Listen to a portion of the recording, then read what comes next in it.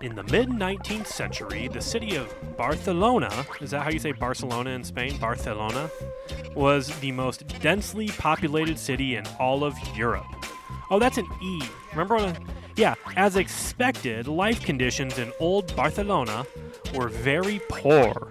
After old city walls were destroyed, Ildefons Serrat, who is now considered the inventor of urbanism, presented the plan for the creation of E.V.A. Yeah.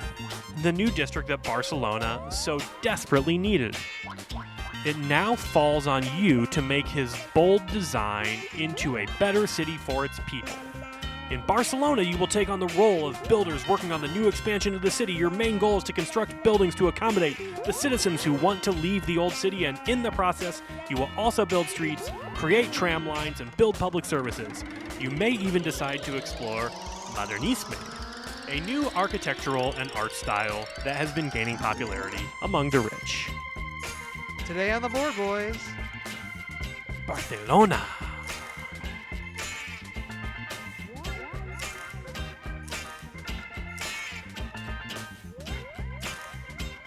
Hey, everybody. Welcome to another episode of the Board Boys podcast, Season 12, Episode 3.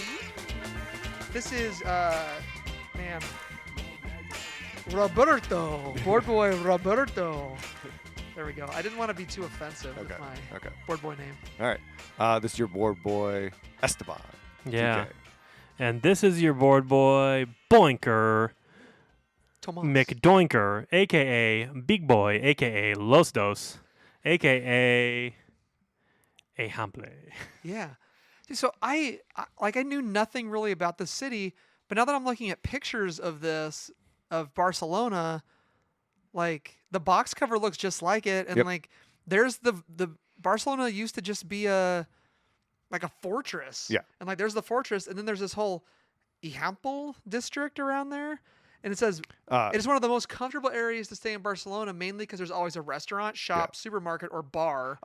Walking so I distance. actually don't. So I was there 6 months ago. I don't know exactly. No one ever called that area that. I believe this would be the Gothic Quarter, which is kind of right down by the ocean. And now I will say nothing was open on Mondays. I had one day between work, like working there, to go just explore whatever I want. It was Monday. We went to the Gothic Quarter. Barely any restaurant. There was some restaurant. There was like a really touristy area that we went to, but there was no like little tiny shops and restaurants. They were all closed on Monday, and everything is closed from 1 to 3 p.m. Siesta time, man. Yeah. You know, what I've noticed a lot by going to any other country by the United States is how most things are closed after 5 o'clock. Okay. Because they all value family time. Yeah. Barcelona would be like the opposite of that, in that it might be closed after 5 o'clock because they don't actually open till like 9 p.m. So we would go get a restaurant reservation or something, and we'd be like, when can you get us in? And they'd be like, well, we open at 9. Well, yeah, because that's when they eat. Yeah, like they eat from like 9 p.m. till midnight. So we would be there from like, 9 to 11, 11:30 midnight or whatever, and it would just start getting busy. Yeah. No, and like in restaurants and bars, that's a different story. Like those are open a lot of the times, but like stores or like anything like shops, those things are never open. Closed. Yeah. Well, guys, I looked it up because I was like, the way they spelled the word example, I thought it was example, like ejample. Yeah. Like, cause that's, I would guess in Spanish, example is ejample. Yeah. I don't know for sure. But I looked it up, and Barcelona is actually in the Catalonian region, so it's a Catalan, and so it's ejample is actually Catalan for extension. So it sounds like example. Well, that makes sense because they were extending. Yeah, that was the citadel. And also, I don't know if I pronounced it right because I don't know anything about the language of Catalan. It's mostly the same. It's like kind of the same, right? Mostly the same. Is it more similar to Spanish than Portuguese? Yes. Well, then it's barely even a language, is it? I mean, there were some differences. Slangs and stuff. I mean, I had to use the Catalan translator in Google instead of the Spanish one. But for the most part, I mean, everybody there speaks Spanish and English and Portuguese and French, so it didn't even matter at all. We got it right. Yeah. Yeah. overachievers. Yeah, I mean, like we go to a restaurant and they'd be like, "Hey, what menu do you want, and what language do you want me to speak?" And they would list off 5 or 6 or 7, and then the cab driver would speak Spanish, or Catalan. Yeah. Yeah. That's impressive. Yeah. All right. How about some board games? Is that what this podcast Yeah. is about? Well, I mean, we were talking about what we all learned about Barcelona. We'll talk about that more in like the rule book, and we'll be back, Barcelona fans. Yeah, we'll be back, not board game fans. I have a couple that I've played. I went on a recent work trip to arrive home, and I'm going to talk about some games I played on the trip. But I arrived home to a Kickstarter, and I'm going to talk about one of the games that I got in this little 3-pack. It was the simplest one. It was called Deep Dive. It is by Flat Out Games. Molly Johnson, Robert Melvin, Yeah. Sean Stankiewicz. Man, why did it take 3 people to design this game? Anyway. Wow, Rob. Sorry. Kind of Shots fired. taking my role of the Well, podcast tonight. Its weight is 1.0 on board game. Because I don't think, I need to go see if you can go rate anything under a 1. Can I go put it in a weight as 0.5? Why not? I don't know. I don't know if I think it's a radio button situation, but maybe it's not. I don't know, bro. Can there be a weight less than 1? Yeah, 0. All right. Well, I It's guess I'll so easy, it's I'll not a test game. that out and I'll find that out Here, for hold on. next episode. But in Deep Dive, it's kind of a push your luck game about penguins. Everyone has 3 little what's the best word for this? Penguin meeples. There's got to be a way to mix that up. They're meeples and they're penguins. Campbell, what do you think? Well, like what you call a penguin meeple? Yeah. A penguin meeple. Okay, cool. I can't think of a clever name for it. I'm sure somebody will in the Discord. Anyway, there's 5 levels of hold on, Tim's Dude, looking real- at me real like quick, he's real quick. excited. Candyland, Yes. 1.09. So this is easier, The less Candyland? complex than Candyland. Yeah, man. And I would think that Candyland, if you could go below a 0, would probably go below a 0. So I'm not sure if you know this, but Candyland isn't even a game. It's just Yeah. a simulation. You don't make any choices, and it's just you just draw from a deck. So literally, the game's determined by the shuffle. Yeah, man. That's it. That's the whole game. Yeah. You just watch it take place. So there's less choices. Maybe than that's that. the first solo game. Well, what I'm saying is it's not a game. I don't think you could technically call it that. I mean, I guess the game So- is watching it play out. like if Candyland was to come to Kickstarter right now, it would be it would have the AI mode where it play itself. Yeah. Yeah. It If definitely Ro- could. You could Hey. you could be 0 players. Yeah. Rob Davio, if you're listening. Yeah. So you basically, back to the penguin game. You lay out a level 1 tiles, level 2, level 3, level 4, level 5 tiles, and they're all face down, and you flip one over. And then you can choose to go deeper or take the tile you picked up. If you hit a predator, your penguin gets stuck on there and you're done. If you hit a rock, you can save the rock and you eat the rock so you can dive down farther Do next penguins round. actually do that? I don't know, but I'm going to look it up. But yeah, you can ingest the rock essentially, so then you can go down deeper. Like you can start down at a deeper level in a future round, or you might hit a bubble, and the bubble just says go farther down. There's more points as you go farther down. You're trying to collect 3 different colors of fish. It's a set collection. If you get a red, a green, and a yellow fish, that makes a row. You're making multiple rows of this. And if you have a complete row, it's worth full points. Every partial row is only worth half points. And you go until one of the levels has been all the way completed out. Like all the tiles have been flipped over on one of the levels, and then you add up your points, and that's the whole game. If all 3 of your penguins get caught, they actually all come back to you, and you get to eat a fish that was on one of those levels. It was the perfect game to play at a party we were at, where we were just drinking and eating and talking and not really paying attention. And you could play this game literally with anyone. Sounds more complex than Candyland, so now I don't know what to believe. I know, right? Anyway, Deep Dive from Flat Out Games. All right, I got one. So I played The Wolves. The Wolves is by Ashwin Kamath and Clarence Simpson. It's Pandasaurus Games.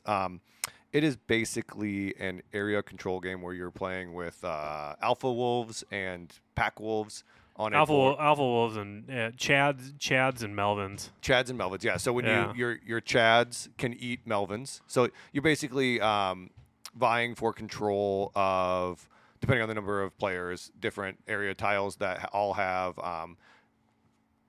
one of 5 different terrains kind of spread out on each tile. So each tile has the 5 different terrains on it, and then the most interesting part of the game is how you do any of your actions and you pay for them is with these terrain tiles that are on the top of your board. So you have one of the 5, and then I think a 6th one that's like your home base. But basically, you have a number of terrain tiles that you have to use to do the action. So say I need to do an action that has 2 terrain tiles, I have to have 2 forests to be able to put a den on the forest or move my things to the forest as one forest. So you flip them over, and on the other side they have a different terrain. So you're always playing this game of having my tiles flip to the right side to be able to do the thing. And you have like one more tile of the type of wolf you are, right? Yeah. Isn't there like a The favored terrain? your favorite terrain, when you flip it over, it's the same thing. Right. So it's always the same tile.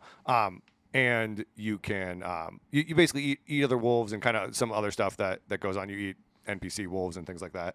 But basically, you vie over each tile. There are certain tiles score in each round. I think there's 3 rounds. It was way. I think. I don't know. I'm going to try to convince you guys to do this as a podcast. I think you actually really I like played it. on the podcast. I've played it. You played it? Yeah, Okay. yeah. At BGG-Con. Did Rob, you played it? were No, not- I missed out on it. Okay. Oh, you were working. It was Working, man. much thinkier than I was expecting it to be. I was expecting it to be pretty light. It looks light. It looks light. It was a pretty big hit, I believe, Yeah. at the con Yeah. amongst the people that were playing it in our group. I It think was- everybody liked it. It was very fun. I only got to play it at 2 players, so I don't know what it would be like at 3 or 4. But like protecting your wolves and making sure that you didn't get eaten and you were setting yourself up for success was an interesting, delicious puzzle.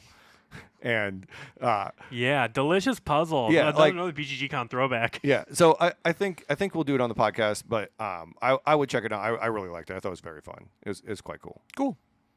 Cam? Yeah, I'm playing this new Reiner Knizia game. I don't know if it's out yet or not, but it's called Moon River. And it's basically Moon River. It's basically King Domino, except the kicker for this game is it's cowboy themed, and it looks corny. I'm not gonna lie. King Domino looks way better in my opinion. Do the meeples have chaps? I think so. I think they're cowboy shaped. Okay. Like the meeples have like their little like But they like. there's not, like, you don't put chaps on them, though. You don't put chaps on them, No. like you don't put like little rubber chaps on them, like Yeah. you put the hat on the Like- that Great Western Trail. Yeah, or meeples. like the guys in Oak. Opportunity yeah, there are. missed. Yeah, you do put chaps on the dudes in Oak too, Yeah, don't you? yeah. No, but yeah, you have little cowboy meeples. I think they're called rancheros. They're called your rancheros. And what you're doing instead of King Domino, where you purchase a domino every round and add it to your home base, you are buying a single square, and they're all these puzzle pieces, like these interlocking puzzle pieces. And then anytime on your turn, when you have at least 2 of them, and then definitely if you have 4 of them, you put 2 of the pieces together and then place it in your board. So you have a lot of control over like what your dominoes look like. And then you still, at the end of the game, are going to score per square in each colored area. But you have your scoring resource is cows, which get put on your board, and you can move them around over the course of the game. So to make like areas score more or less. And then there's like a sub game where you're also collecting 3 resources. I think it's gold nuggets, beavers, and corn, which I know. I feel like this. I feel like they're Is all it- over the map with this like cowboy theme, because there's like Daniel Boone stuff, and there's like the beaver pelts. yeah, there's like yeah. there's like northern stuff, and there's like rancheros, which seems kind of southern. There's like cattle rustlers. Is which Reiner kinda Knizia? western. Yeah, Yeah, he doesn't know he theme. doesn't know. Yeah, he doesn't know. He's not. There's no cowboys in Germany. Yeah. Well, there's buff riding.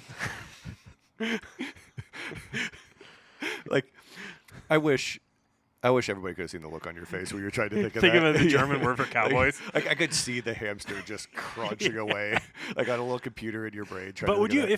if I said that buff riding was the real name of cowboys in Germany, would you believe me? Yeah. 100%. No way. Yeah. We should have is it a real German word or not competition on the podcast sometime. Anyway, it seems to be like kind of noodly, and I may really like it by the time I finish the game because I'm playing slowly on BGA.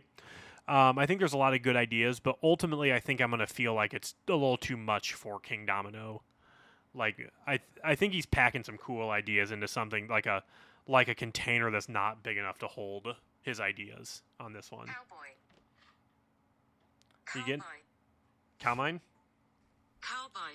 Cowboy. That's German for cowboy.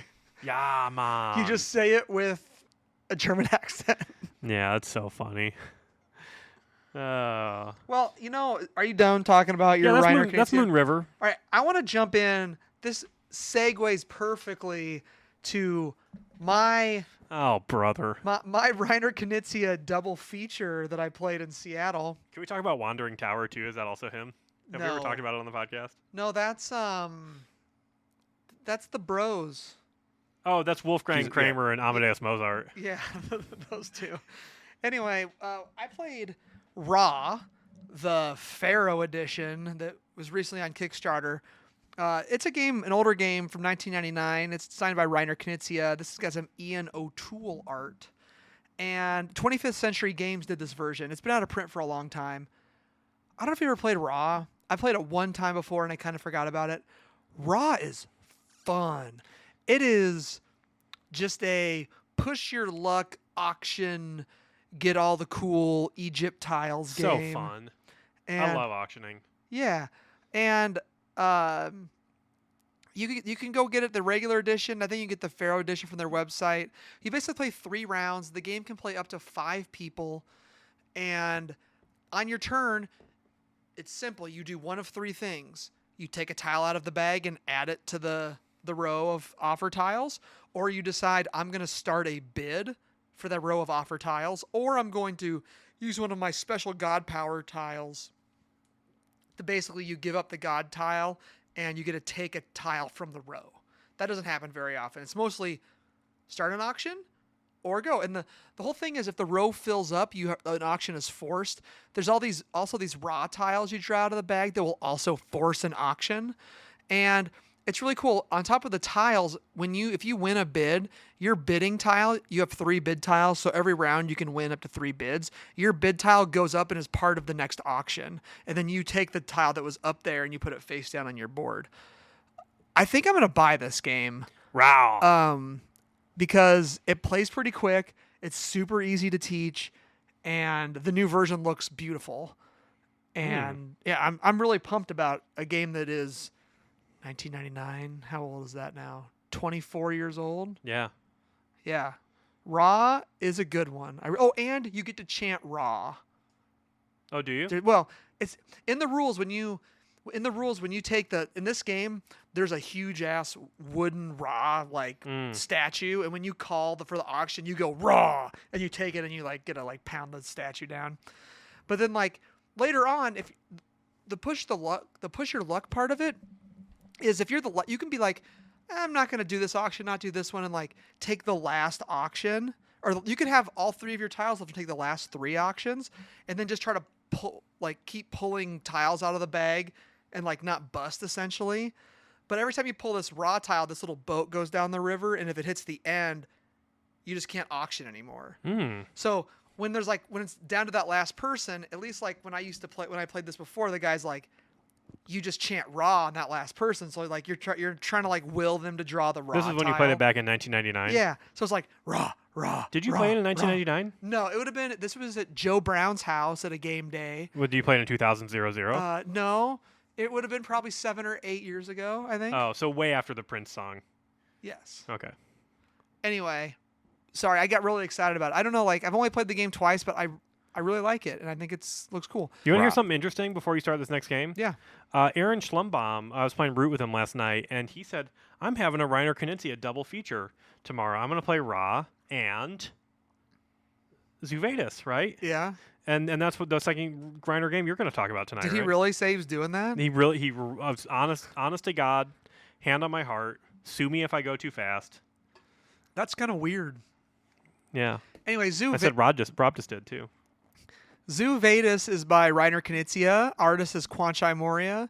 And the publisher is Bitewing Games. I think All Play is like distributing it in the United States, though, aka BoardGameTables.com. This is a game that plays up to. Listen to this, Tim. I think you're gonna dig it. It plays up to 7 people. It plays in like 20 to 40 minutes, and it's mostly all negotiation. Yay. And your zoo animals. All right. I can get down. So this Tim is is a major furry, so that last one. That's true. this is a re-implementation of a game called Quo Vadis, which I think was like Caesar/Roman themed. Yeah. Which seems less cool than being Yeah, a bunch then- of animals in a zoo. But look at this. Disagree. Yeah. But Dude, look at this box art. that does look sick. Yeah. Yeah. All those cool anamorphic animals. Yeah. Is that right? I Is mean, that if the you're right a word? furry, you're super into it. Yeah. Can you be Judy Hopps? Can you be Lola Bunny? No, I was Can you be Rockadoodle? I was these marmosets. I don't know if you can see the marmoset in that really cool little hat. Oh, that is cool. Yeah. So on your turn, you basically do. Man, I'm trying to remember how to play the game. There's like 4 actions you can do. You're either putting your guy on the board, moving your guy, moving these flamingos, which are like, or maybe they're peacocks. Anyway, you're moving this bird on the board that's like a kind of a blocker / neutral faction. So it's a peacock blocker. Yeah. Oh my goodness.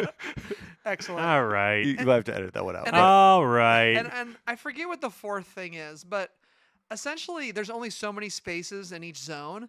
And to move forward, if there's some spots only have 1 spot on them, some have up to 5. And then on the other side of the board, there's ones that have up to like 7 spots because there's more players.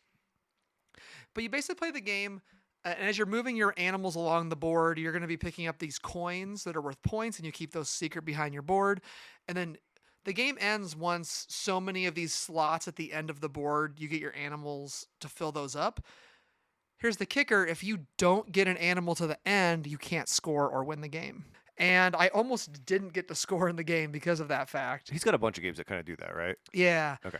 And the other part is, if you're on an island that has 5 spots and you're on that island all alone, you can never move off that island because you have to have at least 3 votes to be able to move yourself forward. And if you moved like the peacock to that island, you can bribe the peacock for like $2, aka points, to like vote for you. I mean, otherwise you can vote. And then you also have these 2 special abilities. Every player has 2 special abilities that you can't use for yourself, but you trade away to other people in deals. So it's like encourage negotiation with your player power. Correct. That's cool. Yeah, and so then there's 7 different player powers. I don't know. This game was not on my radar at all, and I had a blast. And like, you could teach this game also. You could teach it super quick to almost anyone. I guess this weight is 2.43. I don't know, 20 to 40 minutes seems. Depends on how much you're negotiating. I can see the game's going longer than that, but I wouldn't be opposed to playing this up to 7 players, I think. Yo. Is it? Do you think you would have an issue, like Studio Confluence at 7 players? You basically feels like it's 2 people, 3 people, 2 people playing. Like, you know what I'm saying? Like where. Not me, Yeah. man. I'll yell. I'll climb yeah, over the like table. where it's like, the people on the other end of the You table. can only I'm not really paying make a attention deal. to. You can only really make a deal on your turn. Okay, and It's everybody's like- paying attention to your turn. It's not, there's Yeah. no simultaneous play. Right. It's Okay. not really. It's not simultaneous at all. So So- that forces you can then negotiate with everybody. Yeah, and like you're like, well, I'll vote for you if you give me $1. Or Yeah. but here's the thing, like the peacocks, they don't want 2 single dollars. You need to give them a token that is $2 or more, and they don't give you change. And so like all the tokens on the board as you're picking them up have different values up to 5, and some of them have a value and like a special ability when you pick it up too. So yeah, it's pretty cool. Interesting. Zuvadis. You guys have other games you want to talk about? I got one more, and I think you've played this one. It's Rome in a Day I have not played Roman Dad. I would like to. by Evgeny Petrov. Looks like a game I would like. Artist Irina Penchinkina, and it's by Red Cat Games. This is the world's fastest I Split You Choose game. I was hoping it was gonna. It's fun. I don't know how much staying power it's going to have. I don't know if I'm going to keep it. It's 4 rounds long. Every round you get 5 tiles. And then you have this card that has your buildings on it, and everyone has a different building card with different buildings. You take your top 2 buildings off and you put them on the left 2 tiles. You hide them. You make 2 different piles of the tiles, and they can be 0 to 5 to 3 to 2 to 1 to 4, whatever. And whatever the smaller one is, you have to put a little gem with it. Everyone starts with 4 gems. Then you lift it up, and then it's the first round you take from your left, the second round you take from your right, then your left, then your right. So then you all secretly choose a card, small pile, big pile, and you simultaneously decide what you're taking. And then you get whatever's left plus whatever you take, and then you build your city. Oh. And then there's different colored tiles and matching colored buildings. And essentially you're just trying to have the colored tiles touching the colored buildings. And so if I have 2 purple buildings next to, or if it's on top of a group of 7 purple tiles, each of my purple buildings will score me 7 points at the end of the game. And so you add all that up, you get so many points for how many gems you've got at the end of the game. Game's over in 20 minutes. Roman a day. Roman 20 minutes, I think. Oh, but why didn't they call it that? I don't know. But, I mean, it's Maybe neat. they couldn't get the license. Yeah, it's neat. I don't know. It's pretty inexpensive, and once again, a game that I think you could play with pretty much anybody. I don't know. I guess you could really analyze it as far as like what everybody's got, what their city looks like. You're not allowed to like move it, or you're not allowed to change what building your tile is sitting on. Like if you take it, that green building is on that yellow tile, for instance. I don't know.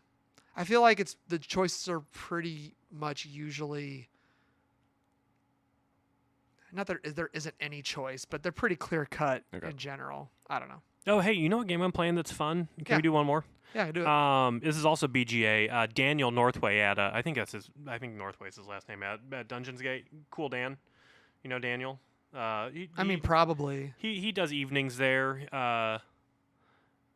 And you'd know him if you've seen him. Good guy. He told me he really likes Forest Shuffle. He played it recently, and he's like, this game's really fun. And I was like, where have I heard of that? Oh, it was in beta on Board Game Arena. It actually is the game of the day tomorrow. Oh, I saw that. Well, today. Yeah, I mean tomorrow because it's already tomorrow in France right now, or wherever BGA is. Oh, you're talking about headquartered. BGA. I thought you meant it was being demoed at Dungeons Gate. Oh, was it being demoed at Dungeons Gate this week? Anyway, it's kind of like it reminds me of if you took like Everdell and like Race for the Galaxy kind of, and put them together. It's multi-use cards kinda. The whole game is just a big deck of like flora and fauna and trees, and on your turn you either play a card or you take 2 cards, and you can take off the top of the deck, or every card that gets discarded into like the center, and then the whole game is just playing trees, and then all the cards that aren't trees have like a thing on the top and the bottom, or a thing on the left and the right, and you can tuck one thing on each side of a tree. And so you have to build more trees before you play more cards out. And like all of your scoring comes from like the scoring conditions on all the cards. And so like some cards like to be with specific types of trees. Some cards like to have a certain amount of those cards out on the board. Some cards like to have like different types of collections. And I also haven't finished this one because I'm playing it turn-based. But I think it would just be a very cool one of those types of games that is like kind of thinky but would play pretty fast and wouldn't get too hairy. Like I think if you like the card building, like the tableau building aspect of Everdell, like, and you took away the worker placement, I think that's kind of what it is. I'll say more, but Dan told me he really liked it, and I'm having fun with it so far. So, Nice. Forest Shuffle, pretty cool. It also kind of earthy too. I bet maybe that's just because it kind of looks like Earth, because you have trees and then you're building like little mushrooms and squirrels and stuff around it. Yay, more nature games. Woo, Yeah, woo, I mean, woo. nature's kind of the thing right now. I was telling Robert earlier that like I cannot wait until games with Studio Ghibli looking art are not the hot thing anymore, and that's no knock on specifically Flamecraft, which I think was the kicker, like the kickoff to all that, and like it was like a completely unique idea. I've just seen tons of this thing recently, but the same could be said about nature games. In fact, even more than that, right? Nature games have been the thing, kind of ever since Wingspan dropped out. Wingspan, when that chicken laid that egg, you know what I mean? and I think it's time for it to hatch. You know what I'm saying? I think it's time to crack the nut. It's time to get back to beige Euros, please. That's what I'm saying. When we like Clemens Franz, give it to me. Here's the thing. Like, I like that Vadis did animals, but like that takes away from the angry-looking Roman dudes. Yeah. Like, what about games for angry-looking old dudes? Like, what about trading in the Mediterranean? Right? Yeah. Like, why can't? You know, I guess I shouldn't, because like I do, but it's like, I don't know. I'd like to be animals. Like, don't you miss we games know. not having a theme? No, I do. no, very much not. We've been talking about this on the Discord. I'm joking. I love like themes. theme first. That's what like. If I saw Quo Vadis on the shelf and I saw Vadis on the shelf, like I would walk past Roman dudes and I'd be like, "Oh, cool! Look at those emperor-looking lions." Yeah. Oh, so here's what's up. I agree. And I agree that if Quo Vadis and Vadis are the same game, and I know they're exactly the same game, and they're right by each other, probably gonna buy Vadis, Right. right? But if Quo Vadis is even slightly better, I'm buying Quo Vadis. Like, if it's got like one rule in there that I like more, Well, why And- don't you just buy Vadis and play with that rule? That wasn't a good analogy. I'll admit. Well, we played Barcelona tonight, which could be a crusty old Euro about building a city, but it looks pretty. It's beautiful. So it is broken through the old gray beige city Speaking box of vibe. Prince, remember when he in that movie Purple Rain where he was in love with that girl named Barcelona? Barcelona. So Barcelona came out in 2023. It plays 1 to 4 players, the best at 3. Congratulations, guys. We did that tonight. And you're Hooray. taking on the role of builders in 19th century Barcelona, working on the new district. It says playing time 60 to 90 minutes. We'll get to that later. Ages 14 plus. Weight 3.3 out of 5. The designer, Danny Garcia. Artist, Alexander Zawada. And publisher, good old B&D, baby. Board and Dice. In Barcelona, we are building Barcelona, of course. And on your turn, it's pretty simple. You have 2 of these little worker tiles, and you're going to stack them up, and you're going to put them somewhere on this city grid that is going to intersect 2 different actions. You are then going to get to do those 2 different actions. Sometimes, and I guess there is a third road that kind of cuts through it all. So if you place on that, you might get to do 3 different actions. After you're done doing the actions, you then look to see if you can build a building on the board. And depending on what is showing on the tops of these stacks around these different city blocks, you might be able to build a little corner lot, or you can build a level 1, a level 2, or a level 3 building, depending on the colors that are available and the number of them. While doing this, you'll be going up and down on the Serrat track, which is the Happy Dude track that Canva like to call it, Yeah, happy track. because he's the father of urbanism, and they talk about him a lot in the rule book. And then if your turn, you do have to build a building. That's the interesting part. If there is the ability to do it, because that's the end game timer, you're going to take those tiles and put them down below, and then when you get to a third, 2/3, and then at the end of the tracks of one of those tracks, you're going to trigger an intermediary scoring where you're going to score these tiles. You're going to reset your Serta track, and you're going to redo your Modernisma tiles. I'm getting all the big words today. Some of the things you're going to do in Barcelona, you can build these small roads and score a bunch of points. You can build some big roads and score a bunch of points. Uh, you can take Modernismo tiles, which are endgame points for you. You can move your cubes up next to the Modernismo tiles, which is going to up your multiplier. You can build the intersections, which are going to give you like a passive income, or not a passive, I guess an active income if somebody puts their citizens on your intersection. If you do it or if somebody else does it, you're going to get some bonuses. You can get cloth and points. You can get money. You can put your tram down and drive it around on the board to get more points and drop off passengers to rescore roads again and take another action. What else is there on there? I think that's about it. Oh, there's one more where you can kind of build these building tiles, which will give you like a souped up action, like Public different Works. version of the Public Works. There's like 5 of those available, and there's a stacks of those. And as you buy them, they become cheaper, but you get less points for them as they go on. But it basically kind of gives you a juiced up action that you can already take in the game. There's a lot going on in this game. It comes with a tile that says 400 points. Will we achieve that? I don't know. I did. Let's get to the table and come back with our thoughts on Barcelona.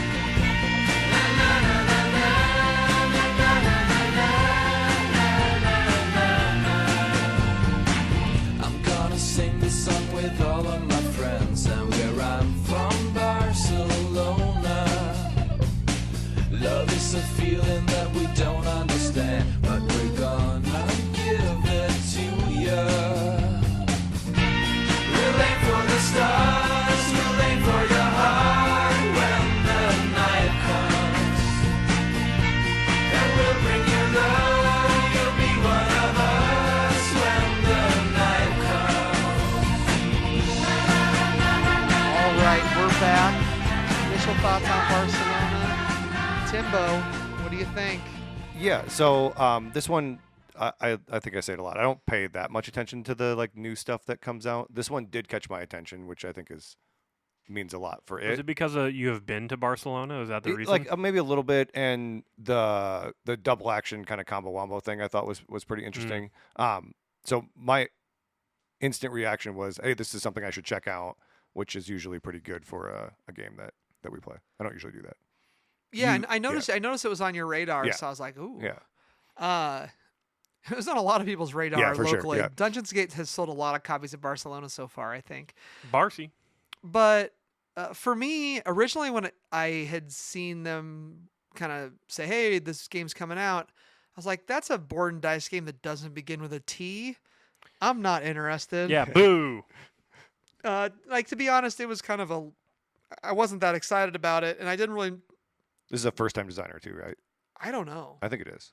I think he's designing something else that's coming out fairly Yeah. soon too. But I just wasn't super I just didn't really look at it. But I mean, they usually put out good Euros, and then I heard a little bit of buzz about it, and I kind of looked at it some more, and I saw 60 to 90 minutes, and I was like, all right, if this plays a little quicker, it seems it is in that 3 to 4 difficulty range.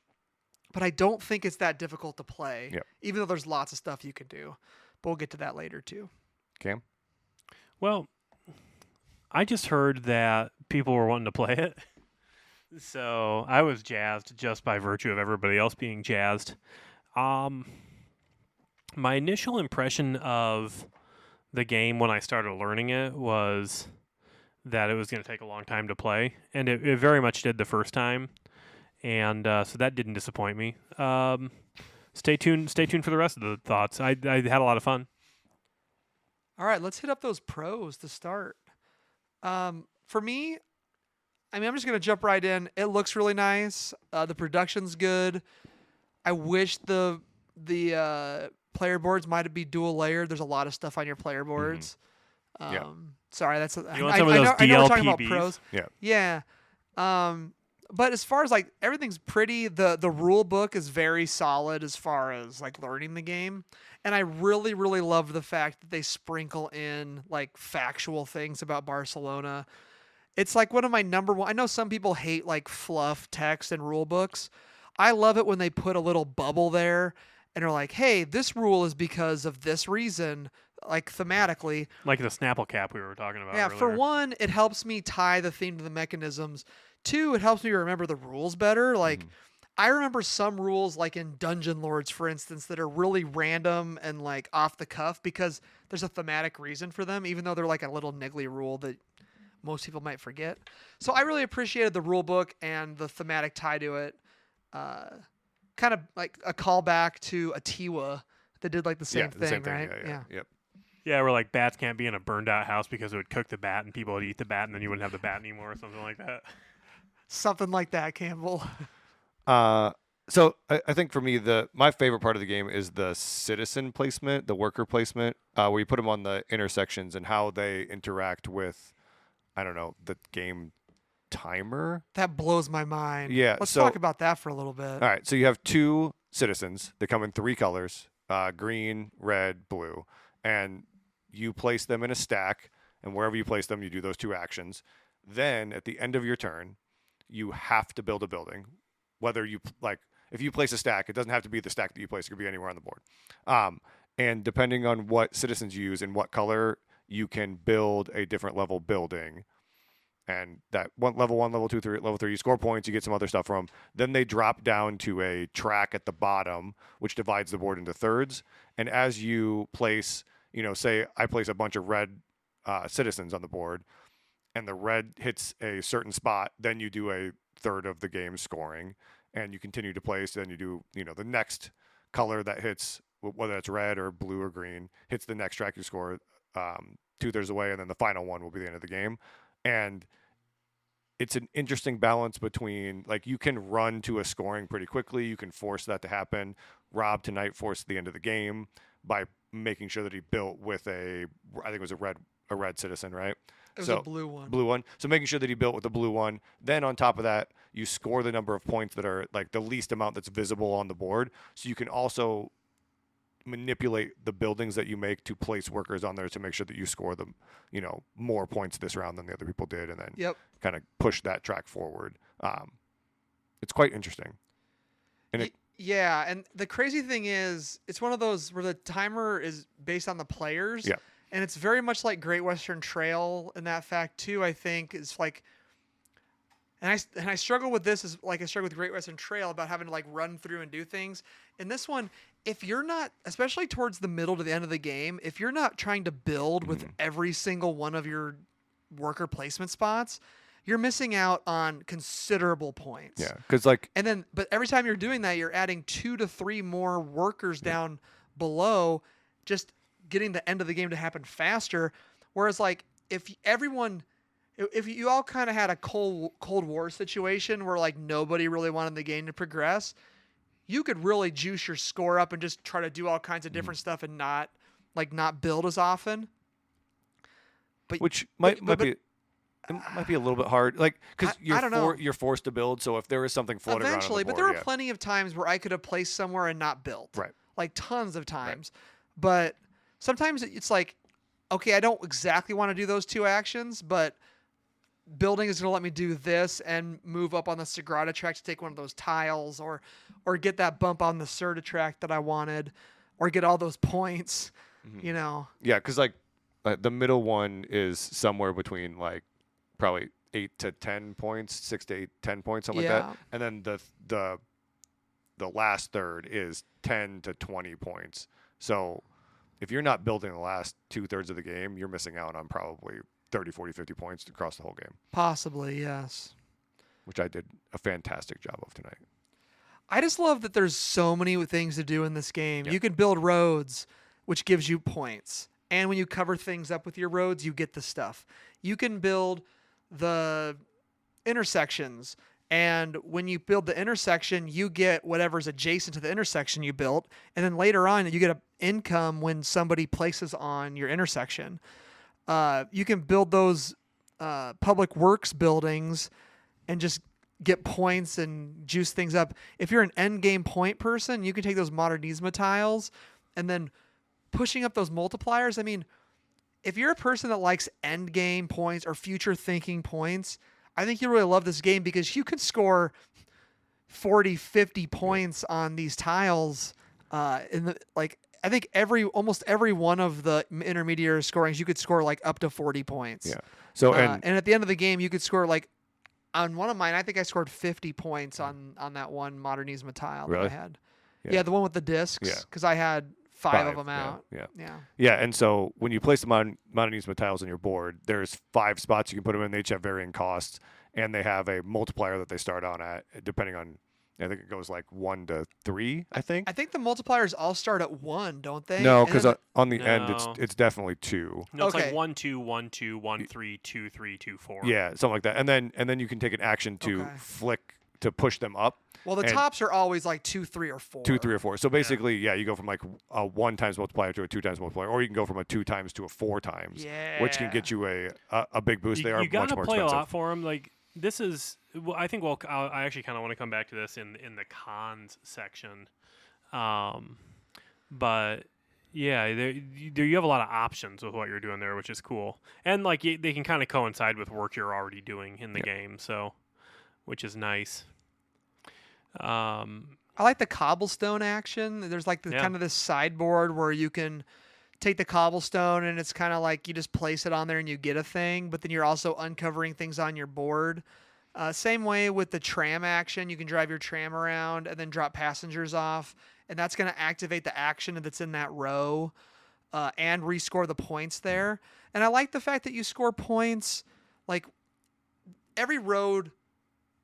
If you place one road, how can I say this? Every road length has 4 spaces.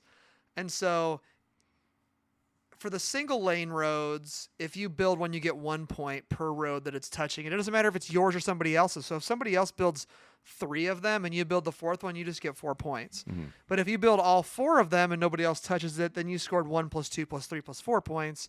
And then you can reactivate that later by putting a passenger on it. I think my number one thing about this game is you just feel like you drop points all game, and that just like releases that dopamine. You do get that. And, like, You feels are good. a PP dripper. Yeah. PP rain drip. Cam, you got a pro? Yeah. Like the escalation in the game is really nice. We kind of talked about how important the citizen tiles coming out are, but like kind of everything builds. And it's neat. The board state, I think, is interesting to deal with. I think probably where, like pro and con, where your most interesting decisions come from is how all the citizens are scattered around, and wanting to be able to build a certain type of building on your turn versus the intersection of actions you're going to take when you do it. The game has cool choices for that reason. Just every single one of the actions is kind of fun, and you feel like you've accomplished a lot with every single one of, I think, the actions where you gain something. So I think that's a pro. So when you build those houses, or when you the Modernismo things, and when you push your Sagrada dude and get one of those towers, and when you build cobblestones, and when you put down roads and move your tram around, I think that always feels good. So it's just fun. And this is one where I feel like you almost always feel like you want more turns. Yeah. The other cool thing too is that I mentioned to these guys in our group chat the other day that Josh Ladd said something I thought was really thoughtful on one of his last episodes on the Board Boys, Praga Kaput Regni, where he talked about doing well because Rob and I were just kind of trying to out-clever our own brains the whole time, and he was just taking the thing that seemed good. And I think this is a level playing field for players coming to the game and players that have played it before, because I think a lot of the time in this game, if you find what looks obviously the best well when you play games, you're gonna do pretty well. And then I think like you get like when you get in the weeds and out clever yourself, like it's the same or maybe even a little worse. Which I think is a quality I said is in Praga. It's in 5 Tribes. I think it's also in this one. There's definitely things you can do to set yourself up for like big scoring, but both of the times I've played this game, I've set up big scoring chunks like early in the game, and then like just watched as other people in the game, like 3/4 of the way through the game, were like, I'm gonna do this, and then they like do the exact same thing I'd been planning on, and then they just have all those same points. So I think this game favors tactics, which I think is always an easier way to bounce into a game and My brain loves that. and play with people. So Except for, I think it also favors long-term strategy just because there's so many points to be had by endgame tiles. I kind of disagree, and we'll talk about that. But we. But maybe you can make up for those points in other ways. Like, I've played this game multiple times now, and the first time I played it, I taught 2 newerish gamers, which this was by far the most complicated game they've ever played. In a 200 and some point game, we all finished within like 6 points of each other, which I thought was really impressive. Well, let's So talk then about. I played it again. I played it with somebody that was very analytical, and I got smoked by almost 100 points. Yo. Tonight we were all very close, I feel like. It was pretty close. But like during the game, there was points where like someone's 50 points ahead of somebody else, but that doesn't really matter because you can grab a chunk of points somewhere else. I feel like you're always in this one. Like, Yeah. I don't think you ever feel like you're totally out of it, and like there's no runaway leader situation or anything here either. Yeah, well, so I don't think it's really a con. So let's just talk about what I mean by I don't think this game actually really favors the end game point person. When you are taught this game, you look at the end game scoring tiles and you go, oh, I can boost how many times I can score these. This is going to be incredible.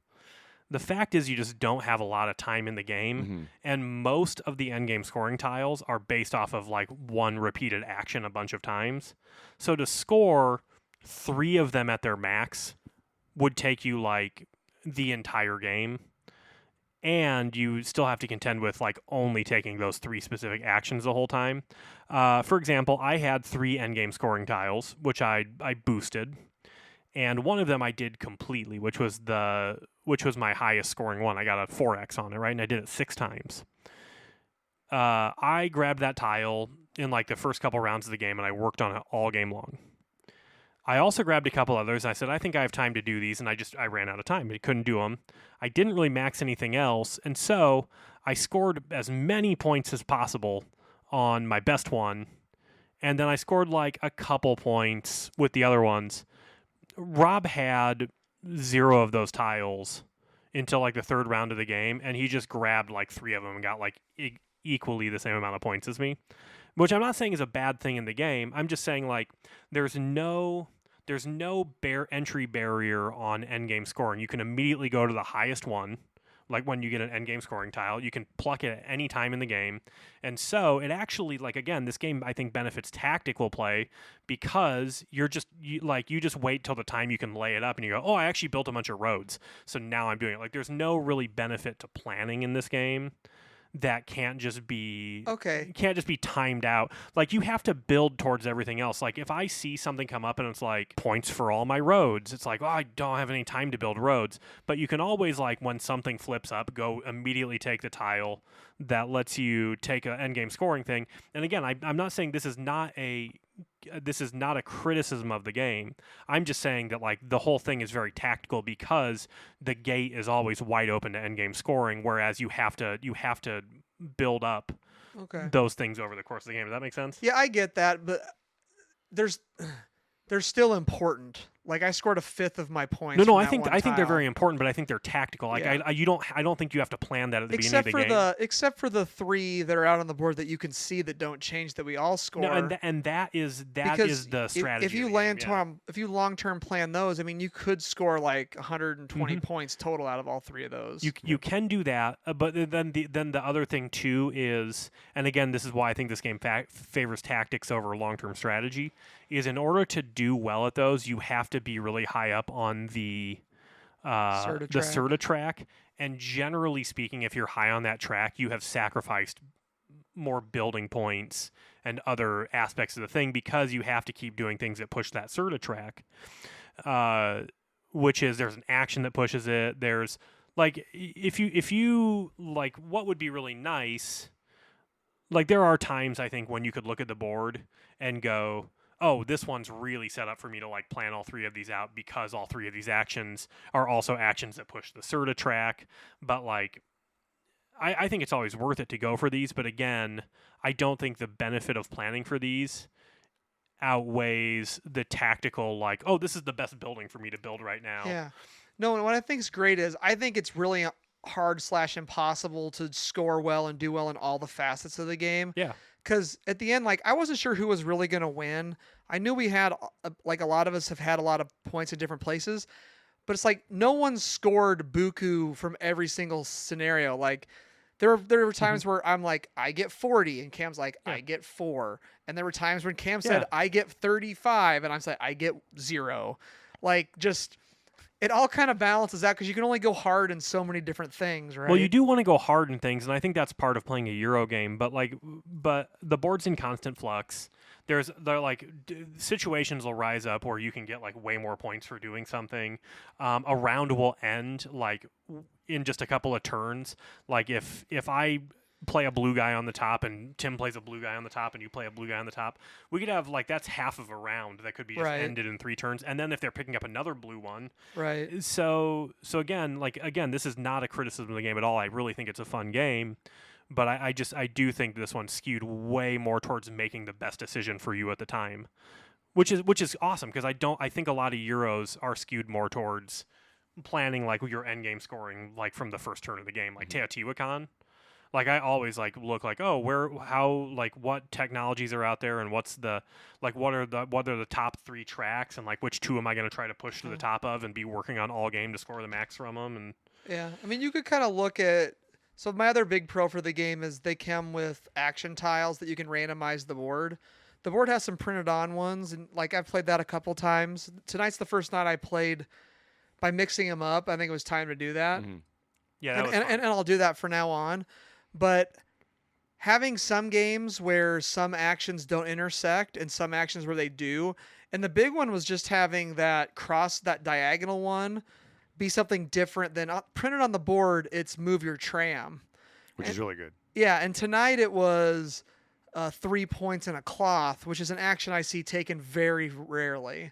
So yeah, I just think you could look at the intersections of things in the beginning of the game maybe and try to form some kind of long-term plan. But I mean, I guess I agree with Campbell. It's probably a lot more tactical, and that's why it resonates with me, I think. Well, and I think any game like this is a mix of strategy and tactics, and I think this one just skews more towards tactics, whereas strategy is like an important facet of it. But like another thing too that makes it more tactical is just like if there's an action you want to take and that matches up perfectly to what you'd been planning for the last couple of turns, and then somebody puts their things there, now you don't get to take one of those 2 actions because they placed them in the... So, like, you are constantly changing your mind, which I think could lead to a prawn, if we're ready for those, is that... And I've never liked to say prawn. Like, it's a pro of the game that you're constantly changing your mind on what you're going to do, but I think that's when you could get in a situation where, somebody could go, oh, well... I really want to take this action, but I don't want to take that other one that lines up there now that this main thing I wanted to do happened. Like, it could change your mind. 2, since I think this game really does favor just getting as many points as you can every turn, you could have somebody sit there and be like, well, if I put this here, I'll get 17 points. If I put it over there, I could get 18 points. So if I put it over there, that's I could the 5 tribes problem.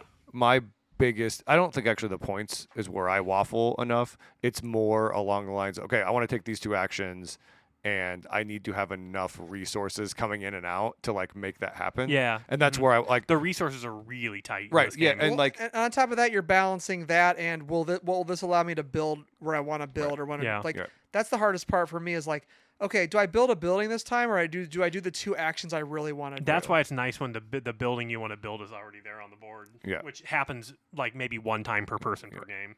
yeah. So just like there's been a lot of times where I'm 2/3 of my way through my action. It's like, oh, I actually can't do this the rest of it because Yeah. I thought I would have 1 more gold than I do. I don't know why I thought that. And all right, well, we'll just forget about it. Like that happened a couple times in my last game. This game, I actually I went backwards a little bit, which is a little rough to do with some people. Here, you guys don't care. So Yeah. Yeah, totally fine. So I mean, I guess we can get into the cons. It could be a prawn too, but this game is I do this to do this, I get this to do this, get this. Just give me points in these 4 different instances. There's a lot of room for error in scoring. There's a lot of room for error to forget to pick up resources.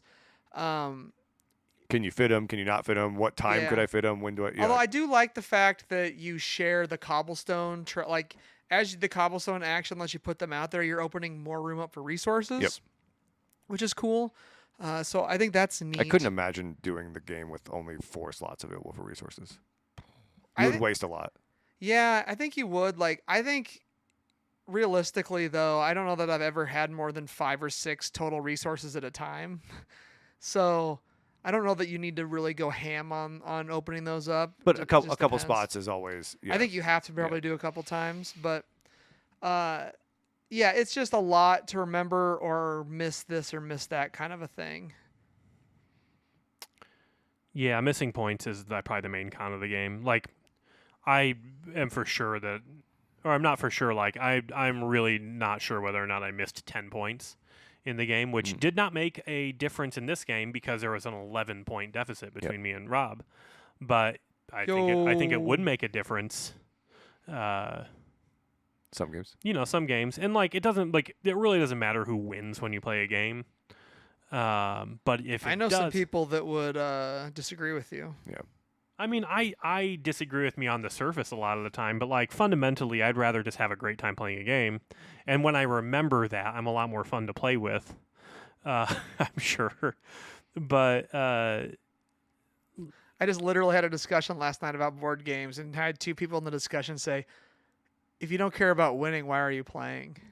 well, you should care. For Like for me, I always care I about. mean, I don't. I agree. I am in your vein, but there are the super competitive. Well, it's people good to be out there. competitive, and especially when you're playing a 2-player game. I think that you need your competition. Your mind for competition has to be like in a better gear, because like a lot of the fun of a 2-player game is a tug of war. You know what I mean? Yeah. Like Deanna and I play like Lost Cities with each other a bunch, and like trying to hose each other is like what makes the game fun. But I was playing Twilight Imperium a couple days ago, and I was playing with 3 guys who haven't played the game much, and they all did a great job. But I drew like every single good card and had great luck and an awesome setup. And if I'd gone like full tilt, I'm not saying I would have won the game for sure, but like it wouldn't have been very fun. And so I laid back on all these cards, and like then the game got really close, and we had a super exciting final round where everybody was able to win the game that round, depending on how things went. So like, Assuming you planned 3 rounds earlier to play first. what's that? Sorry. Yep. Yeah, no, exactly. But what I'm saying is like, I just had to get my there's- jab in there. most of the time, like you should try to win, but there are times when making a decision to like have fun really increases the utility you get out of the game. And I think the longer the game, probably the better the more true that is. Or maybe some people say a longer game, I want to win if I spend all this time, but I think it's kind of the opposite.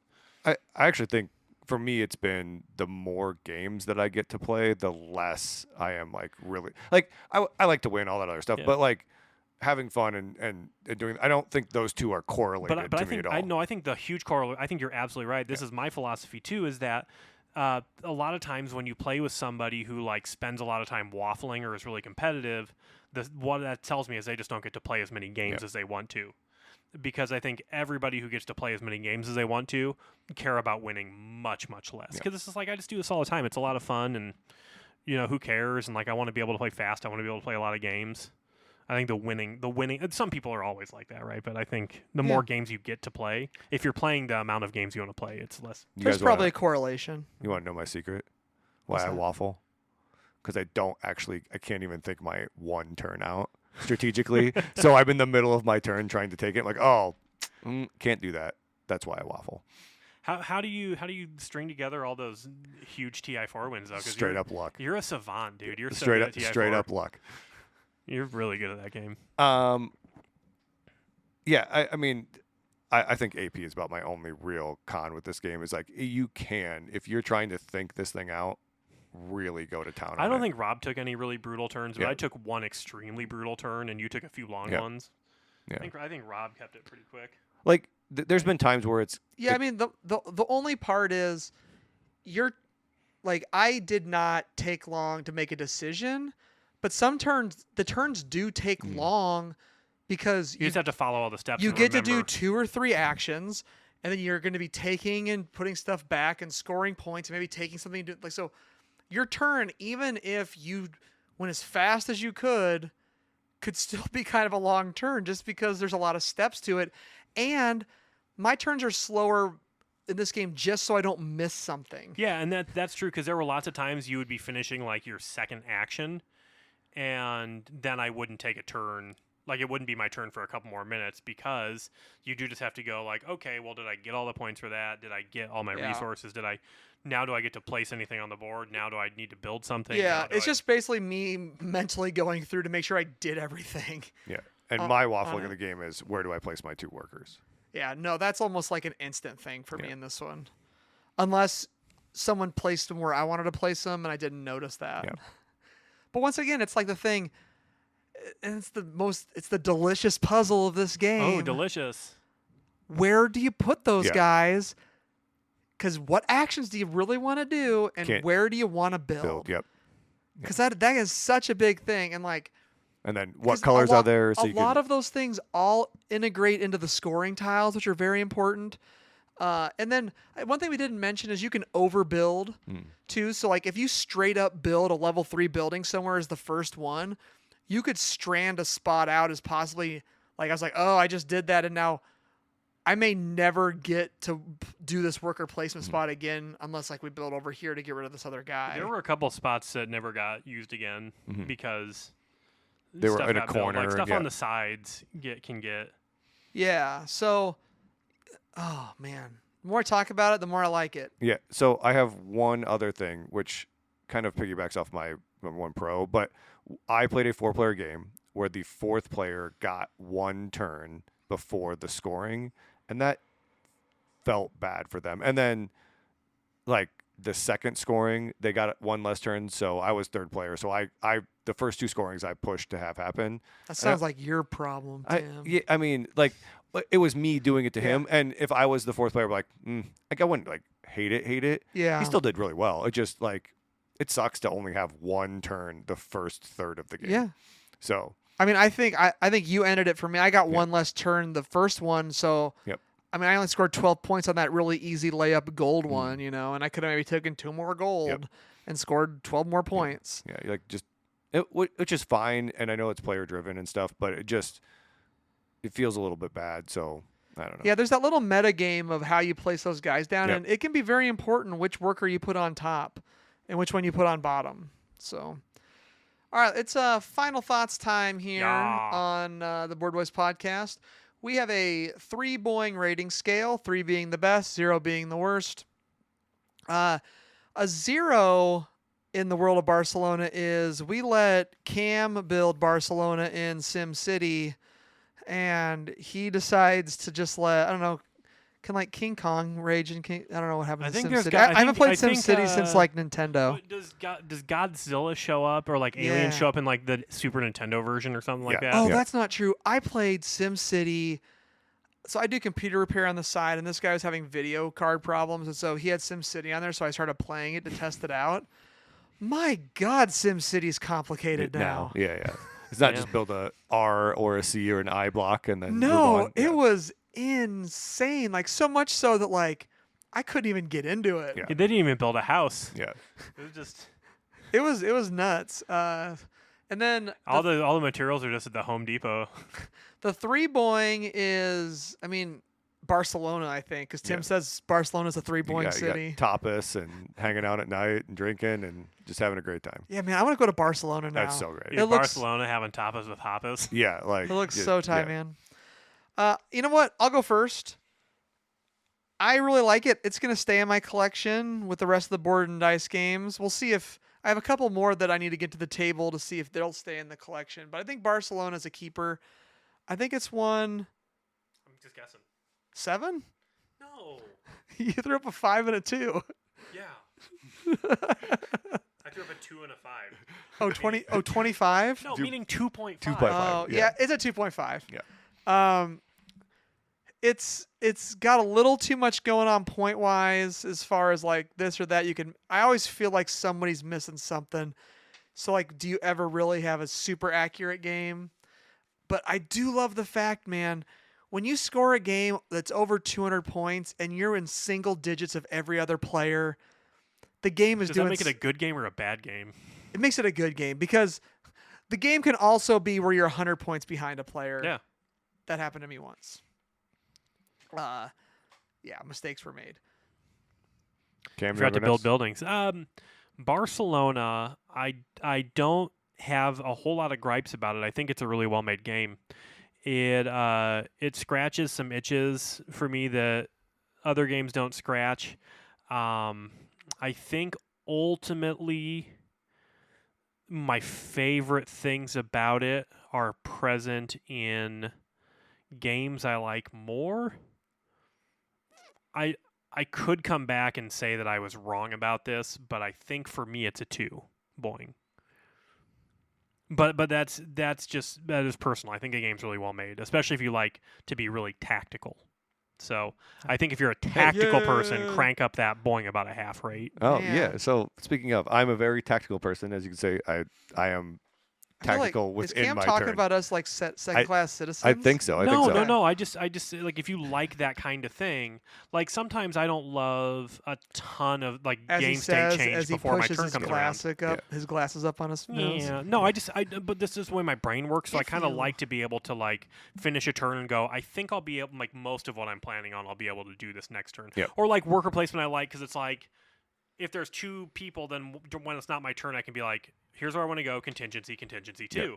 And then that's all I have to worry about, you know what I mean? This one's not like that. Yeah. I just can't think of. I mean, I know you said other games do it better. I don't. This game feels very unique to me. Yeah. No, I think there is like like really unique stuff in there. I really love, my favorite thing is the like choosing a spot on the board that has 2 actions on it, and then those can change every game. The grid. But a lot of the incremental building and like end game scoring stuff reminds me of a lot of other games that I really really love. So that's like kind of jockeying with some of my all time faves. But they add. But so. do you know any other games? Sorry to continue on this thread before Tim gets to talk, but I can't think of any other games where like you do multipliers on stuff like that, or like you specifically like there's an action to the literally just, multipliers is really cool too. Yeah. Mhm. Anyway. And you are kind of choosing your. I don't know. I think maybe one of the other things that like what kind of drops it for me, and we didn't really talk about this in cons, is like I think the game might be a little road heavy. Like there's so many scoring things about the roads, and it's just like, but like I want to do all. Like I want to be able to We're do. building a city. Yeah, I know, but like to me that means like the blocks should be. But I don't know. I could be at a 2.5 or maybe even a 3 after 2 or 3 more plays of this. You never know. But right now, that's just what my gut says. Cool. All right. Well, so I'm very tactical.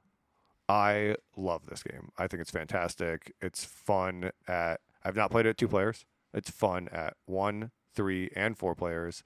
I think it's fun at 2. I think it's fun at 5. It did not take as long as I thought it was going to be at 4 players. It was like an hour and 45 minutes, with the teach, which I think was That's pretty good. yeah, it was pretty good. I mean, it says I don't know what it was. I kind of thought this game was 30 minutes per player, Yeah. probably. Oh, Yeah, And I think if you kind of get going and everybody can do their own points and stuff, you can do quicker. This game for sure is a 3 for me. Like, I love this game. Yo.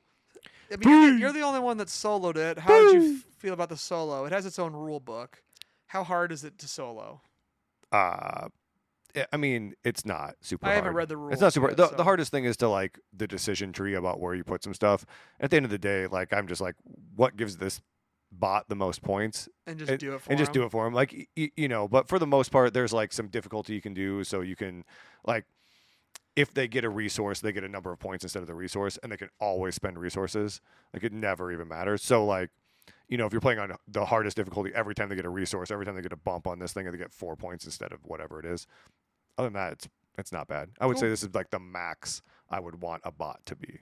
Okay. That makes sense. So, all right, cool. I think that wraps it up for Barcelona. Yeah. On the Board Boys podcast, we have a segment we like to call the Bump or Dump. Cam, do you want to hit us with the theme song? Yeah. I was going to think of a different theme song, but I think I just have to go with the classic. Baby, turn around. I want to see that sexy board game go. Board Boys bump. Or dump. All right, we're looking back at Hansa Teutonica. It was a 7.7 for a rating of 130. It is currently a 7.7. Rob, did it bump or dump? Man, did the little big box Was out. bump it a little bit? That's my question. It was out when we did it. I don't know how long it was out before I'm gonna that. say it's. It did have a shut up and sit down review. Ooh, did it? It was before ours, but You know what? It was after ours. They heard ours and they liked it. yeah, they probably did. Man, you know, I'm gonna say it's, in memory of Bob Barker, I'm just gonna say it stayed the same. Say the same. All right, Cam, how about you? You're trying to be the closest without going over. Yeah. I vote. I guess $1. $1. Tim? Okay, cool. It is a bump. 124. Ooh, it bumped up. bumped. Yeah, bumped up. Hansa Teutonica. Yeah. Man, So the re-release hooked it up. yeah, if you guys haven't played it since, I assume. I almost did in Seattle, actually. That is a game that I still think is maybe that big box. It might be your best valued board game. Yeah, I think it was like out there. $35-$40. Yeah. Yeah. It seems so good. And I would love to play it again. I really love that game. I think you can teach it to most people without a lot of board game knowledge, and it still like has a deep interaction to it. I could not tell you how to play the game right now. Yeah, you just take actions according to the number of actions you can take, and that's like do these three but things. So. I recall it being very, very fun. So Yeah. much so that I almost bought it, but I knew people that owned it, so I'll bring I it. restrained myself. Yeah. For posterity reasons, Barcelona is currently rated 3,293. Because I do not think I mentioned that earlier in the podcast. Okay. Cool. All right. If you would like to comment on our Bump and Dumping, do so at our Board Game Geek Guild. You find that through the website. Nate Simmons is easily a top 10 game of all time for him. Simple rule set, complex strategies. What I love about this game is the player interaction. You can actively try to avoid messing with players' routes. You're going to lose, and figuring out where to interfere is an art. Chris Yee, our boy Chris Yee, 3 boings to the moon for him. Simply one of the best. So it's two regular contributors that think this is one of the best games. When people think Euros are lifeless and low interaction optimization puzzles, I throw a little Hansa Teutonica in their faces and then apologize that I smacked them in the face. But secretly, I'm not sorry at all. BJ for Board Game Gumbo, it's a 2.5 for him. Solid 2.5 boing. It'll probably go up with more plays, but given the choice, he'd rather play Thurn and Taxis. And he doesn't know why that he has those two connected in his head, but they do. Because they're both old and ugly. Yeah. They're both good games. Yeah. And then our friend Chris Boat, Des Moines and Chris Boat, it's a 2 boing for him. He thinks it's a great game. Has a hard time getting excited about it. I could see that. So. Did I give it 2 boings? You gave it. Give me 1 sec. You gave it 3 boings, actually. You gave it 2 boings. Yeah, 3 boing from Rob. That's crazy. I wouldn't have thought he would like it that much. Feels like a 4-boinger. Yeah. Feels like a 4-boinger. You guys Our- learn a new song? Love it. Thanks for joining us on another episode of the Board Boys Podcast, Season 12, Episode 3, Barcelona. go check out theboardboys.com for all your Board Boys links and things. The Facebook, the Twitter, the X. Is The X. anybody ever going to call it that? I don't really ever use it, but anyway, X. Mostly on the Instagram and Facebook. I think people will start calling it X when there's 2 more functions on it that are as popular as tweeting. So probably never. Okay, so 5-star iTunes reviews would be cool. Do whatever you do on Spotify to think we're cool. I don't know what you do on Spotify. Yeah, I mean, you can give thumbs up. no. You give it You give, like, stars a or whatever. star or Yeah, something. Stars. but Anyway, like a written review would be cool. Anybody out there that hasn't given us a written review, 5 stars, Yeah. pump us out there. Pump it up. You can hit that Discord link from the website as well, and also the Patreon link if you'd like to support us there. Thanks again to our patrons, Hammond Buckland, BJ from Board Game Gumbo, Shifty Teeth, David Dugas, Andre Bosch, Jaron Matoman, Braden Dowdy, Rob Cooper, Richard Lane, and Board Game Bastard. And BJ, just because you and I are going to be the only ones talking about it, I am not touching putting a Prince song in here with a 10-foot pole, even though I mentioned him like 3 times. Excellent. So. And the NFL season is about to start, and I am in a Dynasty Fantasy Football League with David Dugas and Josh Ladd. Oh, that's a good group of guys right there. Well, and the rest of them I think are Louisianans, but I'm really scared about this league.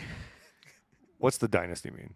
Dynasty means you draft I think our draft was 35 rounds long. Oof. David Dugas, you can tell me if I'm wrong on that. I You think draft like defense players and stuff. Oh, yeah. Like that. Okay. defensive players.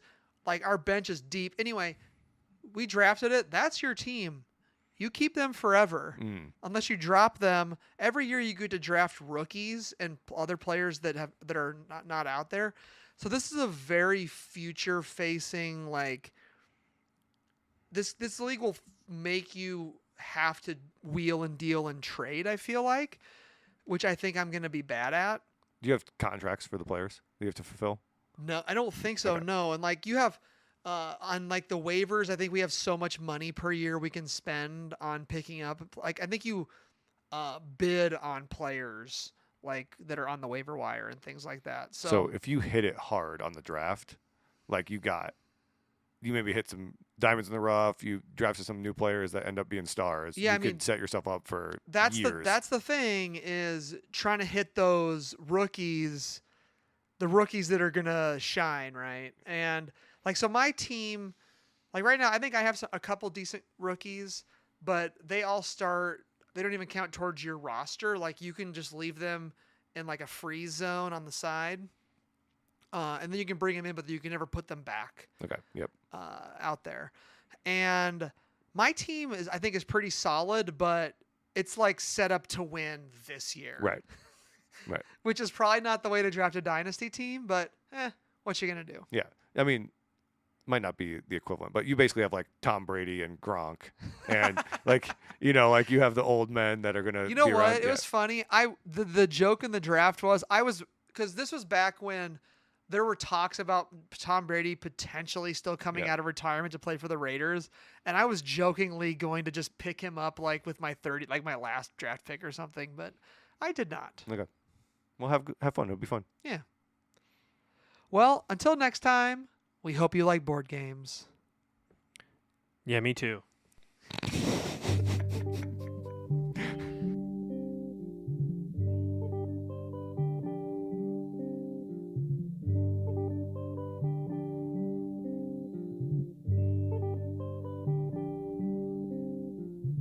Todo pasa y todo queda, pero lo nuestro es pasar haciendo caminos sobre la mar. Nunca perseguí la gloria, ni dejar en la memoria de los hombres mi canción. Yo amo los mundos sutiles, ingrávidos y gentiles como pompas de jabón. Me gusta verlos pintarse de sol y grana volar bajo el cielo azul, temblar súbitamente y quebrarse. Nunca perseguí la gloria. Caminante, son tus huellas el camino y nada más. Caminante, no hay camino, se hace camino al andar. Al andar se hace camino y al volver la vista atrás se ve la senda que nunca se ha de volver a pisar. Caminante, no hay camino, sino estelas en la mar. Hace algún tiempo en ese lugar donde hoy los bosques se visten de espinos, se oyó la voz de un poeta gritar: caminante, no hay camino, se hace camino al andar. Golpe a golpe, verso a verso, murió el poeta lejos del hogar, que cubre el polvo de un país vecino. Al alejarse le vieron llorar. Caminante, no hay camino, se hace camino al andar. Golpe a golpe, verso a verso.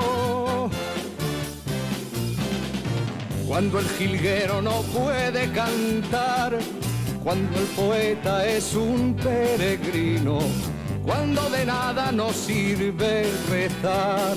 Caminante, no hay camino, se hace camino al andar.